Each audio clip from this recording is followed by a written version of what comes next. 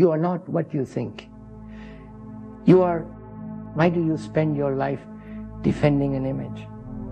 From morning until night, the mind busies itself with thoughts about itself, the name, the past, the ideas, the wounds.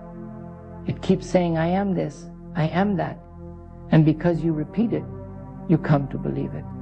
But that is not the living fact. That is a movement of thought, a memory pretending to be the whole of you. That observe for a moment. When you are alone, when there is no audience, what is your mind doing? It invents itself, it tells its story, it proclaims its importance. Why? Because to be nothing is terrifying. So the mind fills itself endlessly with activity, with planning, with fear, with sorrow. It fears the emptiness because in that emptiness, something unknown may arise. Out of that fear, you have created an entire structure that you call me. And you protect it at all costs. And you believe you are free because you can choose between alternatives. But choice exists only when there is confusion. Where there is clarity, there is no choosing. Because what is clear acts rightly. You have been trained, conditioned, shaped by 1,000 hands. Family, tradition, society, reward and punishment. All of that speaks in you before you ever speak. You are free only within the narrow circle of that conditioning. But look at this closely. Do not accept my words. See how thought tells you who you are and how from that telling action follows. You act because the image demands defense, success, recognition. You become something you are not, and then you are bound by the consequences of that becoming. This is the essence of suffering. Can the mind see itself without naming, without judging, without the comforting chatter? Observation without a center, pure seeing, is the beginning of intelligence. When you observe a fear without saying, this is my fear, without owning it, the ownership falls away. The observer and the observed are the same movement. The separation is an illusion. When that illusion is seen clearly, it dissolves. Understand this. Silence is not the absence of noise. Silence is a quality that arises when the movement of thought is known by itself. Attempting to make the mind quiet with effort produces yet another noise, the noise of control. You cannot practice your way into what is beyond practice.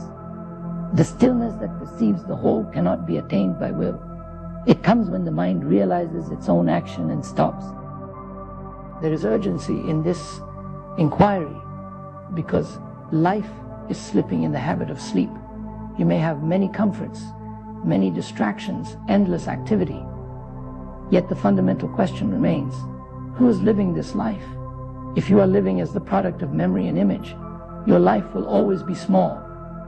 You will repeat patterns, you will live mechanically, and you will call that living. That is the tragedy.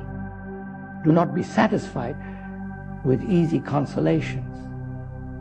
Ask, what is my reaction when insulted, when praised, when lonely? Who is the one that reacts?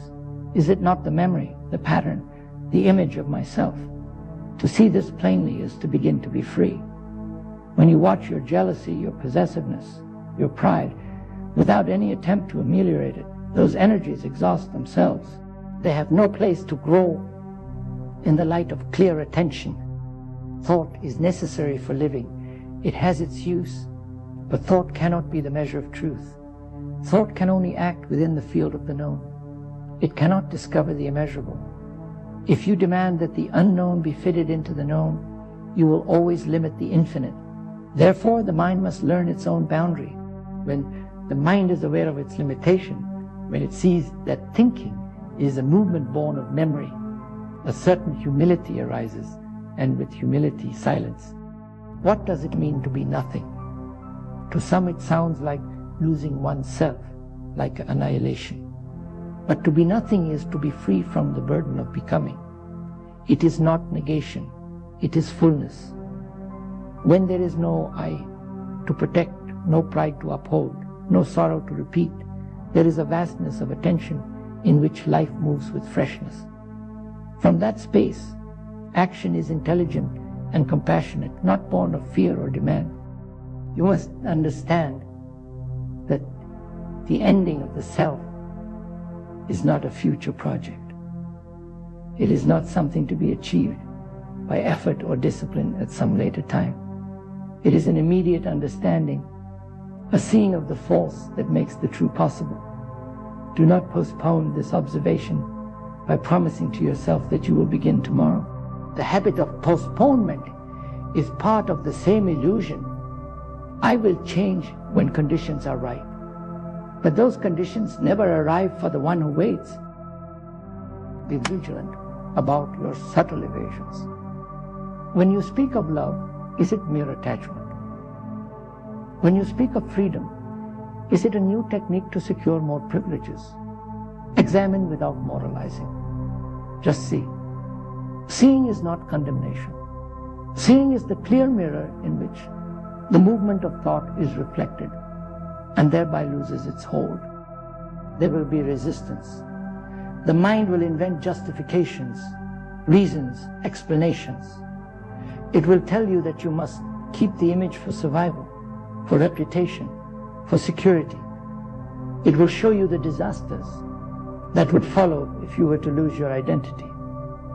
All that is the voice of fear. Fear is cunning.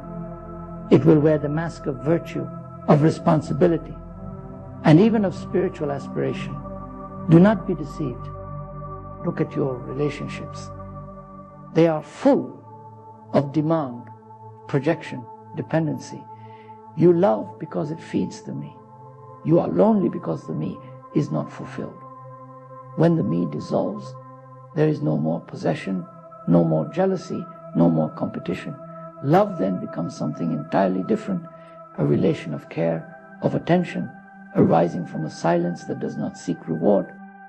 The discovery of what you really are cannot be handed down by another. No book, no teacher, no ritual can give you that inner freedom.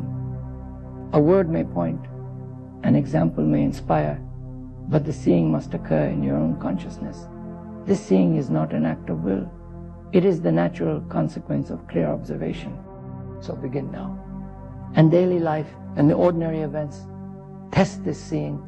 When you are angry, do not identify with the anger. Watch it. When you feel ashamed, do not condemn yourself. Observe the movement of shame. When desire arises, see its pattern. In these small moments, the whole transformation takes place. Do not wait for a dramatic event.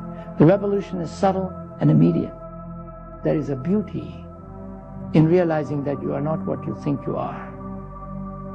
It dissolves fear, confusion, and the desperate need to become. It opens the heart to a tenderness that is not sentimentality, but a profound responsiveness to life. The world then is not an object to be used, but a living presence to be known. Remember, intelligence is not accumulation of facts. Intelligence is the quality of the mind that sees clearly, not through the lens of memory, but with direct perception. This intelligence acts and the action is whole, and that wholeness is freedom.